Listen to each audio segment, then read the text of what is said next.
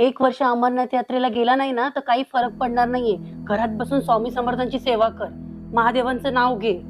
हे बघ, माझी तर बिलकुल इच्छा नाहीये, तरी तुझा हट्ट आहे ना म्हणून हे सगळं चाललंय. तू बघितलं ना आता तिथे काय होऊ राहिलंय, पर्यटकांवर किती हल्ले होऊ राहिले, तरी तुझं चाललंय आपलं जायचं जायचं म्हणून. एक सांगू का बेटा, तू यावर्षी नाही गेला ना तर खूप बरं होईल रे. मला खूप काळजी वाटते रे. आई तू ना खूप काळजी करते बघ. एवढे सगळे ग्रुप आहे ना माझ्यासोबत, तू काळजी नको करू, मी जाईल बरोबर. विकी, अरे झाली का तयारी? हो झाली. बरं ऐक, ते घे. जेव्हा आतंकवादी हल्ला होईल ना तेव्हा ही टोपी घालायची. अरे कमीत कमी त्याच्यामुळे तुझे प्राण तरी वाचतील रे. सध्या त्याची खूप गरज आहे. आणि हो, ते जर म्हटले कलमा बोल तर म्हणायचं ला इलल्लाह इल्लल्लाह. काय चाललंय तुमचं? काय चाललं तुमचं? साधा गायत्री मंत्र येत नाही आणि कलमा म्हणायला लावतो.